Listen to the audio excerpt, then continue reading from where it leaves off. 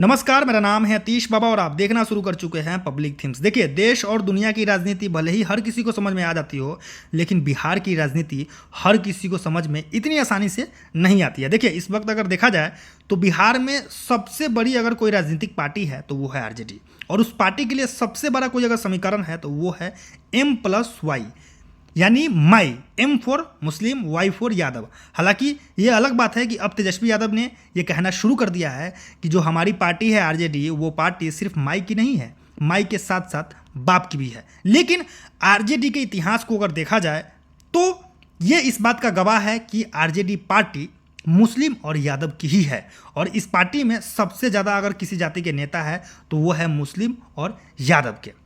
देखिए, अब ऐसे में सवाल ये उठता है कि जब आरजेडी पार्टी मुसलमान और यादव की है तो फिर बिहार में जो और यादव है वो अलग क्यों भटक रहे हैं। और यादव से मेरा मतलब है पप्पू यादव। पप्पू यादव आरजेडी पार्टी में शामिल क्यों नहीं है? जब दोनों का एजेंडा वही है, दोनों का मोटिव वही है, तो फिर दोनों अलग अलग रास्ते पे क्यों हैं? तेजस्वी यादव अलग क्यों है, पप्पू यादव अलग क्यों है? क्यों ना पप्पू यादव को आरजेडी में शामिल कर लिया जाता है तेजस्वी के द्वारा? क्यों वो अलग है? इसी बात का जवाब देने मैं आपको इस वीडियो में आया हूं, क्योंकि 2 दिन पहले एक बड़े मीडिया चैनल को तेजस्वी यादव ने इंटरव्यू दिया है, और उस इंटरव्यू में उन्होंने सारी बातों का खुलासा किया है। उन्होंने बताया है कि पप्पू यादव आरजेडी पार्टी से अलग क्यों है। देखिए, मैं आपको एक एक करके पूरी कहानी बताऊंगा। मैं आपको बताऊंगा कि पप्पू यादव आरजेडी पार्टी से अलग क्यों है। लेकिन हम वीडियो में आगे बढ़े उससे पहले आप अगर चैनल पे नए हैं और चैनल को अब तक सब्सक्राइब नहीं किए हैं तो चैनल को सब्सक्राइब कीजिए, वीडियो को लाइक नहीं किए हैं तो वीडियो को लाइक भी कीजिए और शेयर भी दबा के ठोक दीजिए। देखिए, अभी चल रहा है 2024, और ठीक आज से अगर 10 वर्ष अगर बैक चले जाए, 10 वर्ष अगर पीछे चले जाए तो आता क्या है 2014। और 2014 में पप्पू यादव आरजेडी पार्टी के ही नेता थे। इस बात की जानकारी बहुत कम लोगों को होगी कि पप्पू यादव भी एक ज़माने में आरजेडी पार्टी के ही नेता थे, लेकिन वो पार्टी विरोधी काम करना शुरू कर दिए थे, पार्टी के नेताओं को तोड़ना शुरू कर दिए थे, पार्टी को तोड़ना शुरू कर दिए थे, जिसके कारण लालू यादव ने पप्पू यादव को अपने पार्टी से निकाल दिया। और उसके बाद पप्पू यादव ने 2015 में अपनी खुद की पार्टी बना ली। इस पार्टी का नाम था जन अधिकार पार्टी, और उस पार्टी को अब यानी 2024 को लोकसभा चुनाव में कांग्रेस पार्टी में विलय कर लिया। और अब पप्पू यादव के पास अपनी कोई पार्टी नहीं है, वो अब कांग्रेस पार्टी के नेता है। हालांकि इस बार तो कांग्रेस पार्टी ने उनको टिकट भी नहीं दिया, निर्दलीय चुनाव लड़ रहे हैं, तो क्या फ़ायदा हुआ उनको पार्टी विलय करने का, वो तो वही जाने। खैर, ये हमारा मुद्दा नहीं है। हमारा मुद्दा ये है कि पप्पू यादव को आरजेडी पार्टी से निकाला क्यों गया। तो इसका जवाब है कि पप्पू यादव ने पार्टी विरोधी गतिविधि में शामिल रहे, जिसके कारण उनको पार्टी से निकाल दिया गया। हालांकि पार्टी से निकाले जाने के बाद भी उनको कई बार मौका दिया गया, लेकिन वो उस मौके पर खड़े नहीं उतरे, जिसके बाद वो अब आरजेडी पार्टी में शामिल नहीं है और आरजेडी पार्टी के नेता नहीं हैं।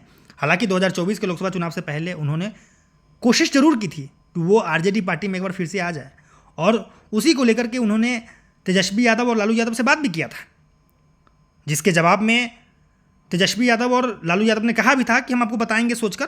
पार्टी टिकट को लेकर बातचीत की थी। उन्होंने कहा था कि मुझे टिकट चाहिए और मेरे बेटे को टिकट चाहिए। इस बात का खुलासा तेजस्वी यादव ने किया है। उन्होंने खुद कहा है कि वो आए थे हमारे घर पे और टिकट को लेकर बातचीत कर रहे थे अपने बारे में और अपने बेटे के लिए। तो हम लोगों ने सीधा साफ कह दिया कि अभी हम लोग इमीडिएट सोचे नहीं हैं, सोचकर बताएंगे।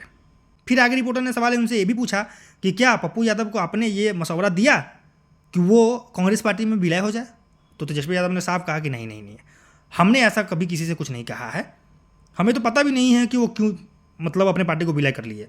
मतलब तेजस्वी यादव के बयान से साफ नजर आ रहा था कि तेजस्वी यादव भी नाराज है कि वो अपने पार्टी को कांग्रेस पार्टी में क्यों विलय कर लिया। आपको पता होना चाहिए कि इस बार पूर्णिया से पप्पू यादव चुनाव लड़ रहे हैं, निर्दलीय चुनाव लड़ रहे हैं। कांग्रेस पार्टी में वो शामिल तो हो गए हैं, अपनी पार्टी का विलय तो कर लिया है, लेकिन कांग्रेस पार्टी ने भी उनको टिकट नहीं दिया है। तेजस्वी यादव ने और भी कई बड़े आरोप लगाए पप्पू यादव पर। उन्होंने कहा कि पप्पू यादव जी ने हमारे पार्टी को तोड़ने का काम भी किया, हमें भी तोड़ने का काम किया।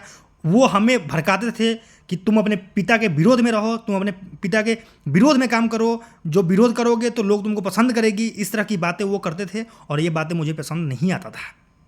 ये तेजस्वी यादव ने कहा।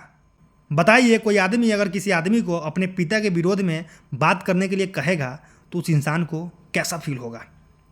आप सोच सकते हैं कि तेजस्वी यादव की जगह पर अगर आप होते और आपको कोई अगर भड़काता कि अपने आप बाप के विरोध में रहिए तो आपको कितना बुरा लगता।